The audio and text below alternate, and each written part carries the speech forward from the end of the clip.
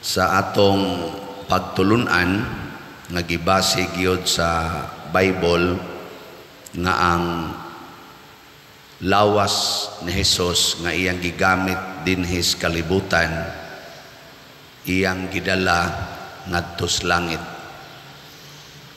Nya nisunod pod niini ang lawas nga gigamit ni Maria dinhi sa kalibutan iya sang gidala ngadto sa langit tungod sa kabubuton sa Dios, tungod sa kabubuton ni Hesus. Kay ang lawas nga gigamit ni Hesus gikan man sa lawas ni Maria. Nya si Maria sad sama ni Hesus wa gyud magpagamit sa iyang lawas aron makasala.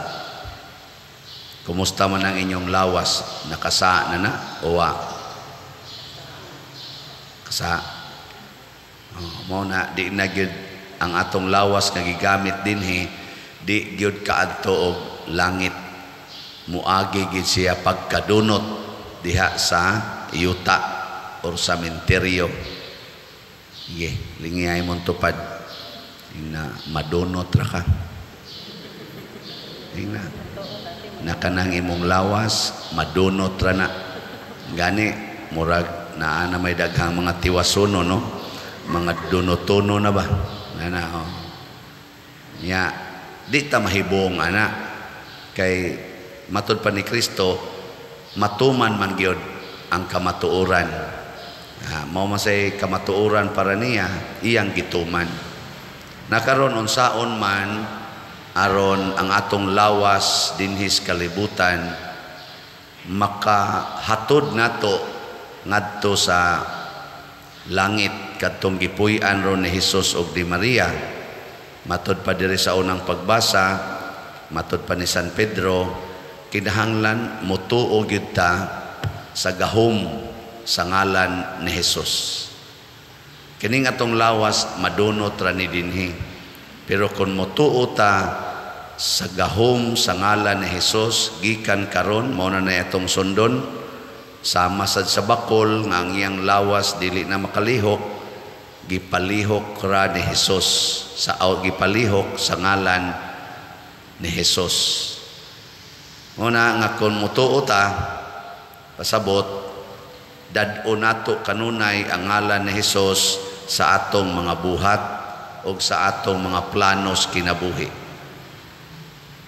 Kamo inig trabaho ninyo nagdaba mo sa ngalan ni Hesus o sa imong ngalan? Pananglitan dili ka tagaan og overtime pay. Masuko ka? Kung kada ka sa ngalan ni Hesus, wa magkinahanglan ana overtime pay. Ang gikinahanglan ni Hesus mao nga motrabaho ka, mag-alagad ka sama sa gibuhat ni Hesus, dili magpabayad. Ano man tungod kay kanang imong lawas madunot ra na, bisag bayran pa nagtagpila ka milyon dili na makapugong anang imong lawas madunot ra gid na. Nya kana sang gibayad nimo nga gisweldo dili na maoy makapaadtos langit sa imong kalag. Unsa may makapaadtos langit? Ang imong trabaho, ang gigamitan nimo sa imong lawas. Mo na si Jesus wa maguol nga tulo ra siya ka tuig nagamit sa iyang lawas pagsangyaw. Namatay na siya or gipatay na siya. Nga naman, di man importante ang gidak-on sa atong success or ang honor or ang kwarta nga atong nahipos, ang properties nga atong napundar kuno. Di man ang importante kay madunot ra maning lawasa ang gigamitan aning lawasa. Mao na si San Pedro ug ang iyang kauban niingon ay mo paghuna-huna nga ang among pagka-Diosnon, ang among pagkabuutan maoy nakapalakaw aning tawhana, dili ang ngalan ni Hesus nga among gituhuan. Kamo mutuo ba mo sa ngalan ni Hesus nga gamhanan? Mayo. So di na mo ron mangayog sweldo.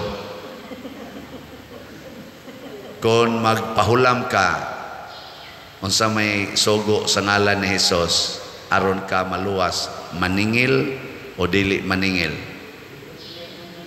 Kusga ko na be? Kana niya inyo nang sundon. Di na ka maningil.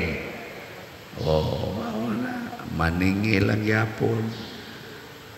Unsa may sugo sa ngalan ni Hesus para sa mga batan-on nga dalaga o ulitaw, magpuyo-puyo o magpakasal usa una tinukhangay?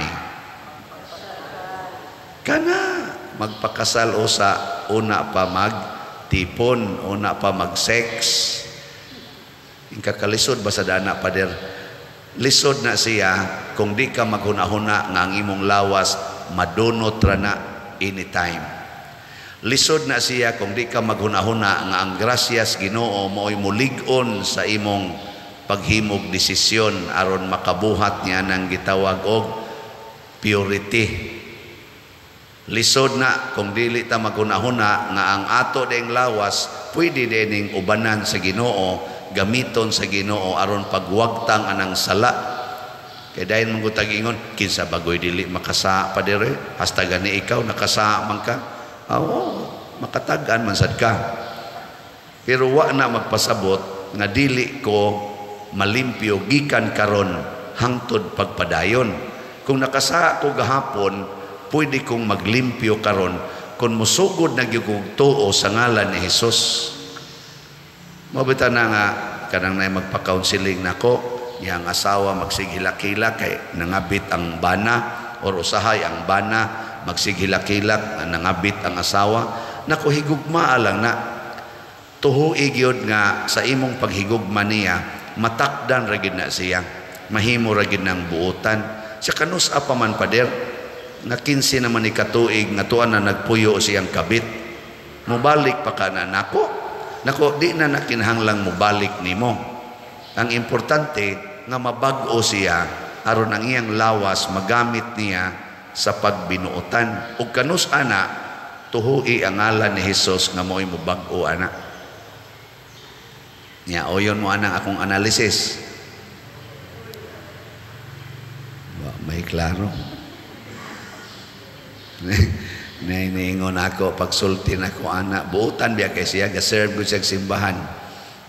Lektor man tingal ito siya, salmista ba to? Pero dili din akong ingnan nga ning sulti man siya nako nga ang iya kunong bana ni biya niya dili na lang sa kuno siya mudawat kay tuan na manggid nagpuyo sa kabit na nam sa kuno yung mga anak. Nako dili oy gikan karon isipa gid na siya nga imong bana, higugma agid siya kanunay isip imong bana. Siya padirwa naman siya mahigugman ako dili na mo'y pangitaos Ginoo kung ang imong bana misukli ba paghigugma nimo. Ikaw pagsigig higugmas imong bana kay basin unyag naay moabot nga murag nagpabanabana matintal ka og higugma. Nya inig higugma nimo di ilisan to nimo imong bana, di man mo makasal, di magtinukhangay mo. Ana, di purting sala ang imong bana nakasa og adultery, kasa sa kag adultery siya. Halaana din na pader nako siya narabaon tay nanguyab na nako patay ka diha. Patay gyud ka diha gyud. Ay gyud ko di pwede pader di nako. Pwede man na kun wa nay bisa ang inyong kasal. Nya unsaon man hala agi anang proseso sa pag-declare og nullity sa inyong kasal. Mo file ka og annulment sa civil o sa simbahan. Pila man say magasto ana pa der nako labing menos mga 150,000. Jala kadako. Balisod magikupakaon aning duha nako kaanak. Nako na ay nalag apply na liti ngano magasto-gasto pa man ka nagugma ra may gikinahanglan. Nya mo hapit naman sa ka mamatay kaya atong pagsulti niya nako mga 40 naman kapin yang edad nako wa na nanakas bracket sa mga patyonon. Ayaw na lang pagsigi hunahuna nga makakita pa ka og laing bana. Ay na lang ang peligro gyud kayo na ini text nako dugay na siyang nabiyuda murag 70 naman tingi edad niya 70 kapin ing siya pader na may nanguyab nako tininuod ka ning iya. Nako ang naong sa 70 anyos nangutana pagit padiroy tabangi ko sama ni tininuod ning iya. Ay ning mga ti nang ambisyon na magani uban nga hapit na lang mga matay wa gitaon katilaw ana nya ikaw hinoong mag question pa kaniya ayaw na pag question nako kuha na lang focus na sa imong pagtinarong at ubangas Ginoo kay hapit na gyud ka stinta na go kakapin di lisod na kay karong 100 years old oy nya unsaon pa man sad na nimong nya mangutana pa jud kag tininuod ba mo na nga ang ngalan ni Hesus mo'y mupatinaw sa tanan og makapakurat sa tanan mahibong ka ang buangon kaing tao sa sige nimong higugma ni nahimong buutan mo na gibuhat ni Monica ngadto sa iyang bana og ni Agustin nga iyang anak mao sa nagibuhat nila ni Bishop Chupilo Kamumot ni San Vicente Ferrer og sa tanang mga santos ngadto sa mga tao nga nagsigig yubit ug nagsigig tamay nila sa kaulahian nagsigig nagyugdaig nila mao sad na ang atong buhaton sa ngalan ni Hesus atong buntugon ang tanang sala gikan sa atong kaugalingong sala ug ato sang tabangan ang uban unsaon man ang lawas gamiton gyud sa pag-alagad sa Ginoo pananglitan ka ng pagpalit og slat unsa man na nahauyon ba na sa ngalan ni Hesus o wa daghan ba yang gaduda na nga ikaw pader sige kag ingon-ingon nga ang mupalit og slat malangit murag gaduda mamingdi na tinuod ana sila bigo na pangutan ako na imong tupad ingna unsa man ka kumbinsido ka nang isulti pader dili kaya nginyo ra bangon-ahona nga kuntigo mo ng kwarta maluwas ko doon ako'y maayong kaugmaon nya og isigi ko nigpalit og slat mahurot ni unsa na malay akong kaugmaon ana ra ta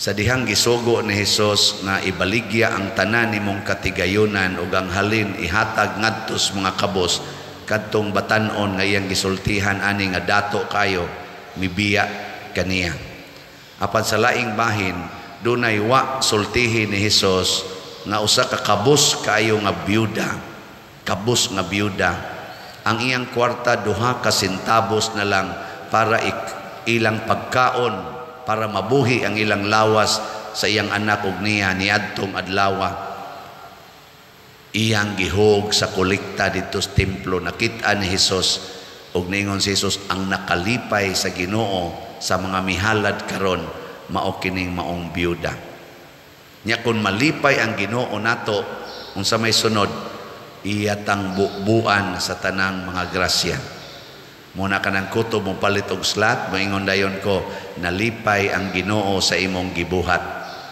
paabuta ang iyang baos nya mo text ang uban ni baos naman pader lipay naman kaayo ko nya dako kayong mga grasyang niabot sa among kinabuhi di ma-explain amo nang naadik na kuno sila palit muna gahapon ang ato ng kwintada sa atong halin niabot na ang atong SBF dag o 13,906 ka slots pakpak salamat hapit na mutongtong sa 14,000 niya ang ato sang special slot na GPHG para rabanis atong pista niabot na sa 14,344 ka slots pakpakyapon sa inyong paminaw mahurot ka ning 30,656 ka slots hangtod karong 29 tag 100 raman ni basig mahurot ni siya no ato gining hotdon kay mao man ang atong gitawag og contribution para mulampos ang atong pagsaulog sa pista og sa Holy Week nagmalampuson man kayo ang atong Holy Week nakagasto naman tani ato sang palampuson ang atong pista daghan tag activities. Karon magsugod na ta sa atong hirikada or hirikanhong pagmotorkada. 7 ni kaadlaw gikan karon hangtod pitsa 19 nga kada human sa misa nato sa alas 6 magmotorcade ta, magsatlibot sa atong parokya.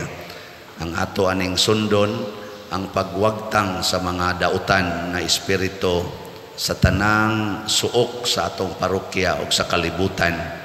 Mao nang mag-motorcade ta, kuyog ang imahen sa atong patron. Ngayon ikapit sa 20, mao na ang atong opening salvo para sa atong pagsaulog sa Novena Masses sa ato dinhing kapistahan. Ang atong obispo, atong talahorong arsobispo sa Sugbo, ang iyang misa pontifical himuon sa ika-Domingo, ika-4 nga kanini ang nobinaryo sa atong kapistahan, kay di sila kalugar og pista kay dunay mga meetings. Muna nga kining tanan ato ning gibuhat nya ngaron malambuon pagpadayon magmulambo ang atong pagtuo. Nagkinahanglan man tag financial munang ato ning gi slat-slat. Kamong mga arang-arangan pagkabutang di na lang muna ko himuon nga hermano hermana na i-announce gyud mo nako diri kay dili kay na dakog ikatabang ninyo. Palit lang mo daghang slot, ang Ginoo mo'y mohimo ninyong hermano hermana dito siyang gingharian. Kana mo'y mas dako pa na siya impact sa inyong espirituhanong kinabuhi. Nya kamo sang mga hapit way kaon, palit gyapon mo slot aron magdaguok din ang inyong tiyan. Wa na mo'y kaon kay inyong gipalit og slot, pero mas makalipay mo sa Ginoo, tagaan sad mo og katagbawan nga wa nay katapusan. Ako sa una magdaguok sa ni akong tiyan sa kagutom, labi na tong ga-eskwela pa ko, pero nitukod kog organisasyon na ako'y magsigi gasto. Way pagpanumbaling, maglakaw na lang ko, magsudan na lagloy ag asin. Sige lang yung tampo sa katilingban. Nag-anam yung kaabunda ang akong pagkaon. Labi na tong nagtrabaho na ko, awa na. Dili na gyud ko magutman. Hangtod na pari pag yun. Nang hatag na noong mga pagkaon. Niawas na ba? Ana. So kamong mga way pagkaon, palit mong slot. Primero agas ginong imong singot kay wa na manggay pagkaon nya muhilab imong tiyan, sige lang jud hatag. Tanawa, di ba moabot yung panahon nga manghatag na jud kag pagkaon ngadto sa tanang mga gigutom or daghan nga mga gigutom. Ingon ang usas mga opisyal nato dinhi nagkastorya mi, kapila man ka makahatag og bugas nga tag 5 kilo rice pader sa usa ka tuig. Nakusukad pag-abot na ko diri, murag mag-average kitingalig 4 ngadto 5 ka higayon kada tuig. Tagpila man sa imong mahatagan, nako mag-average pod og tag 2,500 ka pamilya. Uy, kadaghan gud ana. Nako, gusto ka mo tampo? Wa man sad mo tingog ni smile raman. Basin pag mo tampo to. Ana, no? Sige, manindog na ta mga buotan. Mga igsuon,